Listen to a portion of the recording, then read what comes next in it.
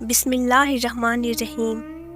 قیامت کے دن جب تمام لوگوں کو میدان محشر میں جمع کیا جائے گا وہ کس قدر ہولناک دن ہوگا۔ اس دن لوگ کس حال میں ہوں گے، ان کی کیفیت کیا ہوگی۔ قرآن مجید میں بار بار اس کی منظر کشی کی گئی ہے۔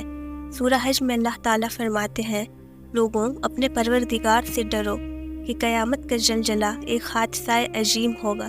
اے مخاطب، جس دن تو اس کو دیکھے گا، اس دن یہ حال ہوگا کہ تمام دودھ پلانے والی عورتیں اپنے بچوں کو بھول جائیں گی اور تمام حمل والیوں کے حمل گر پڑیں گے، اور لوگ تجھ کو متوالے نظر آئیں گے مگر وہ متوالے نہ ہوں گے بلکہ عذاب دیکھ کر مدہوش ہو رہے ہوں گے۔ بے شک خدا کا عذاب بڑا سخت ہے۔ ایک حدیث میں رسول اللہ صلی اللہ علیہ وسلم نے ارشاد فرمایا کہ جس حالت میں لوگ اپنی ماں کے پیٹ سے ننگے پیدا ہوتے ہیں، ایسے ہی میدان محشر میں جمع ہوں گے۔ حضرت عائشہ رضی اللہ عنہا نے عرض کیا، یا رسول اللہ، لوگ ایک دوسرے کے سامنے کیسے ننگے کھڑے ہوں گے؟ کیا انہیں حیا نہیں آئے گی؟ اللہ کے نبی نے ارشاد فرمایا، لوگ اس وقت اپنی مصیبت میں اس قدر گرفتار ہوں گے کہ لوگوں کو ایک دوسرے کی طرف دیکھنے کی مہلت ہی نہ ہوگی، سب کی آنکھیں اوپر کی طرف لگی ہوئی ہوں گی۔ ہر شخص اپنے اعمال بد کے بقدر پسینے میں غرق ہوگا۔ کسی کا پسینہ پاؤں تک چڑھا ہوا ہوگا، کسی کا پنڈلی تک، کسی کا کمر تک، کوئی گردن تک پسینے میں ڈوبا ہوا ہوگا۔ اس وقت ہر شخص سے 4 سوال کیے جائیں گے۔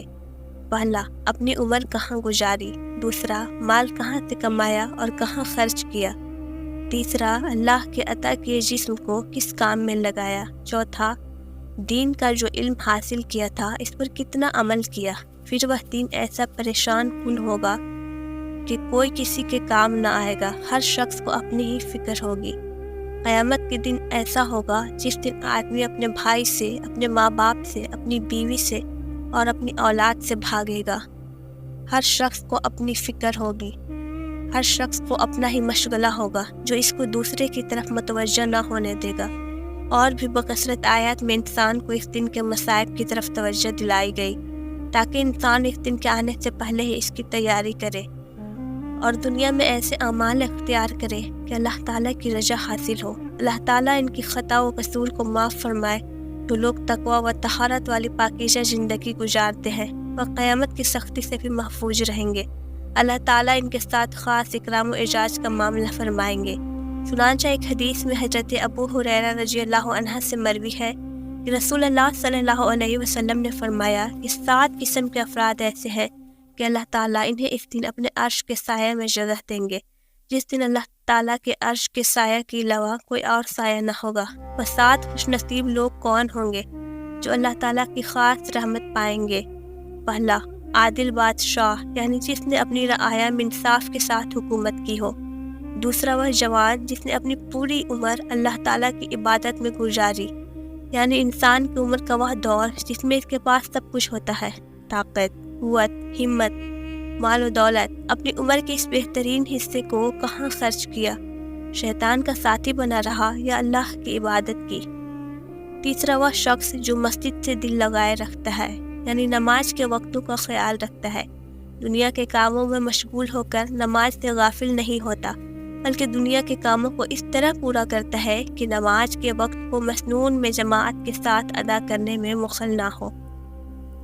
چوتھا، وہ شخص جو اللہ تعالیٰ کے واسطے آپس میں دوستی اور محبت رکھتا ہے۔